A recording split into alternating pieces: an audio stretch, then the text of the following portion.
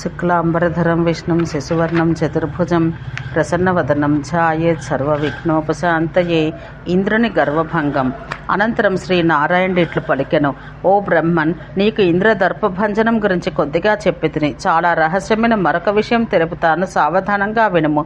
ఇదివరలో ఇంద్రుడు సముద్రమథనం చేసి అమృతరసం తాగి రాక్షసులను జయించి చాలా దర్పితుడయ్యను. అప్పుడు కృష్ణుడు బలి ద్వారా ఇంద్రుని దర్పాన్ని భంజించడం జరిగింది.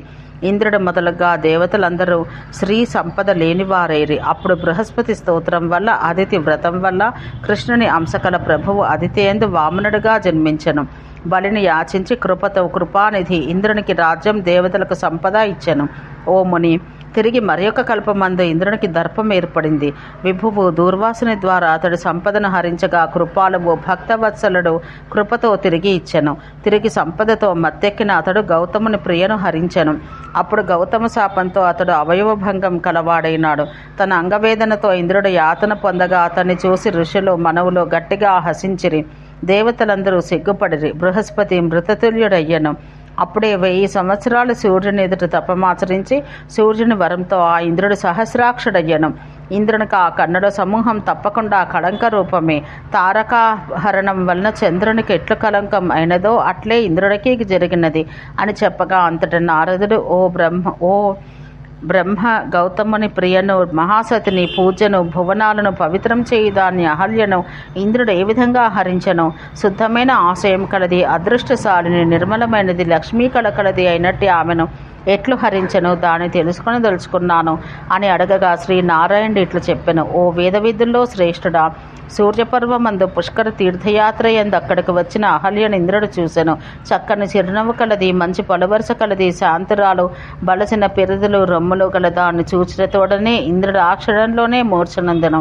అటు తర్వాత మరుసటి రోజు మందాకిని ఒడ్డు యందు చక్కని నవ్వగల ఆమెను చూసిన సమయంలో ఆమె ఒంటరిగా ఉన్నది. స్నానం చేయుచున్నందున సిగ్గుతో నగ్నంగా ఉన్నది. మిక్కిలి విశాలమైన ఆ పిరుతులను స్తనయుగాన్ని చూసి ఇంద్రుడు కామార్తుడై మూర్ఛనొందెను. తిరిగి మేలుకొని క్షణంలో చైతన్యం పొంది కాముకుడైన అతడు ఆమె దగ్గరకు పోయి ఆ పతివ్రతతో వినయంగా మృదువైన మాటలతో, నీది ఏమి గుణము, ఏమి రూపం, ఓహో ఏమి కొత్త వయసు, ఓహో ఏమి ముఖకాంతి, శరత్కాల చంద్రుని తిరస్కరిస్తున్నది, నీ ఓరచూపులు మగవారి మనసును హరించినట్టువి, నీ కన్నులు పద్మముల కాంతిని దొంగలించినవి, కోరతగినవి, నీ నడక ఏనుగు మందగమనాన్ని భంజింపనట్టు ఎంతో అందంగా కలదు, నీ మాట అమృతం కూడా తీయగా ఉండనంత మధురం, నీ విపులమైన పిరుదు ప్రదేశం కామునికి ఆధారం, మనోహరమై కామునికే కామం కలిగించినట్టు మునుల మనసులను మోహింపచేయనవి, మిక్కిలి కఠినమైనవి, బలసినవి, అరటి స్తంభాలను మోసగించినవైన నీ పిరుదుల జంట గుండ్రంగా చంద్రబింబం వలె ఉండి, శోభ కలిగిన నీ రొమ్మల జంట మారేడు పండ్ల జంట వలె ఉండి, మిక్కిలి ఎత్తుగా మిక్కిలి కఠినంగా ముల్లోకాల వారి చిత్తాలను మోహింపచేయుచున్నవి. తపోధనుడైన గౌతముడు ఏమి తపం చేసెనో ఆ ఫలితంతోని సుదతి సుందరి వరురాలవైన నిన్ను పొందగలిగాను.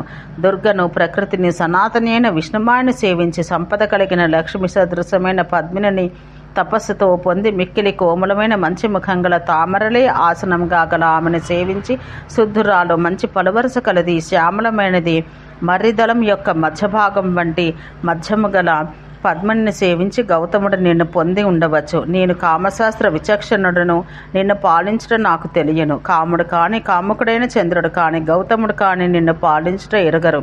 కామశాస్త్ర విచక్షణులైన వారు నన్ను ఎల్లప్పుడూ ప్రశంసించెదరు. ఊర్వశి మొదలుగా గల అప్సరసులు నన్ను ఎల్లప్పుడూ ప్రశంసిస్తున్నారు. ఓ వరానన, సచిన్ నీకు దాసిగా చేసి ఇచ్చేదను. విస్తారమైన త్రైలోక్య లక్ష్మిని గ్రహించి గౌతముని విడిచిపెట్టము. అతడేమీ తెలియని జడుడు, కామశాస్త్ర జ్ఞానమందు దుర్బలుడు, తపస్వి, వ్యవహారం తెలియనివాడు, నిష్కాముడు, నారాయణ ధ్యానపరుడు, నేర్పులేనివాడు. ఆ అసమర్థుని బ్రహ్మ నీకు తోడుగా చేసెను. కోరగల స్త్రీవి, ఇటువంటి రమ్యమైన దానవు తపస్వికి కూర్చెను అని పలికి కాముకుడైన శక్రుడు ఆనందంతో ఆమె పాదాలపై పడెను. మహాసాధ్వైన అహల్య తగిన విధంగా వేదంలో చెప్పినట్టుగా ఇంద్రునితో ఇట్లా పలికినది: బ్రహ్మ యొక్క అభాగ్యం వల్ల, తపస్వైన మరీచి యొక్క అభాగ్యం వలన, కశ్యపుని దురదృష్టం వల్ల నీ వంటి పాపబుద్ధి గల పుత్రుడు జన్మించెను. స్త్రీలతో హరింపబడిన మనసు గలవాని జపము, తపము, మౌనము, వ్రతము, దేవపూజ, తీర్థగమనాలన్నీ వ్యర్థం. కాముకల మనస్సును మోహింపచేయుట కొరకు సృష్టిలో స్త్రీ రూపం నిర్మించబడింది. లేకపోయిన సృష్టి జరగదు. ఇదివరలో పరాత్పర్ని ఆజ్ఞతో ఆ సృష్టి సృజించెను. ఇదంతయు మాయా అన్నడి తేనె తుట్టె, నరులకు ధర్మ మార్గానికి మూసిన తలుపు గడియ వంటిది. తపస్సునకు వ్యవధానము, దోషములకు మిక్కిలి ఆశ్రయం. కామం కర్మబంధమనే బంధనానికి కఠినమైన సంఖ్యలా అని పెద్దలు చెబుతారు. కామం కీటకాలకు దీపం వంటిది, చేపలకు వల వంటిది. నరులకు పైకి పాలు, లోన విషపుకుండా. తొలుత తేనెవలే తీయగా ఉన్నను, పోను పోను దుఃఖమునకు బీజం. నరకానికి సోపానం కూడా. సనకాది ఋషులు ఇష్టమైన వివాహం చేసుకొనలేదు. పరస్త్రీలయందు మనసున్న వానికి అంతయు నిష్ఫలం. ఓ ఇంద్ర, పరస్త్రీ సేవ ఈ లోకంలోనే మిక్కిలి అపకీర్తికరమైనది. కాముకునికి పరలోకంలో ఘోరమైన నరకం కలిగించినని పలికి గౌతముని భార్య మహాసాధ్వి అహల్య ఆ కాముకుని వదిలి త్వరగా తన ఇంటికి వెళ్ళింది. తపస్వైన గౌతమునికి అది అంతయు చెప్పినది. ఆ ముని నవ్వి మహేంద్రుడు నిందించి ఊరుకొనెను. ఒకసారి గౌతముడు శంకరుని ఇంటికి పోయిన సమయాన ఇంద్రుడు గౌతమ రూపంతో వచ్చి ఆమెను సంభోగించెను. సర్వజ్ఞుడైన ఆ ముని పొంగవుడు అదంతా తెలుసుకుని స్వయంగా తన ఇంటికి వచ్చి బయటకు వెళ్తున్న ఇంద్రుని చూసెను. ఏకాంతంలో బలిసిన పిరితులు రొమ్ములు గల అహల్య నగ్నంగా ఉండట చూసి ఆ ముని అంగములందు భగం కలవాడు కమ్ము అని ఇంద్రుని శపించెను. భయంతో ఏడుస్తున్న చలిస్తున్న తన భార్యను కూడా కోపంతో మహారణ్యంలో నీవు పాషాణ రూపంలో ఉండమని శపించెను.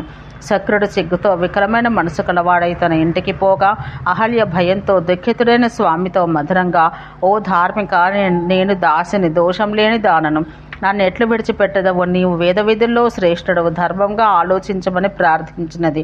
అంతటా గౌతముడు, నీవు మనశుద్ధురాలవని నాకు తెలియను, సువ్రతవు పతివ్రతవు అయినా పరుల వీర్యాన్ని భరిస్తున్న నిన్ను విడిచిపెడుతున్నాను. పరులకు భోగ్యమైన కాంత అన్ని కర్మల యందును అశుద్ధురాలు. ఆమెను పొందేవాడు మహామూఢుడు.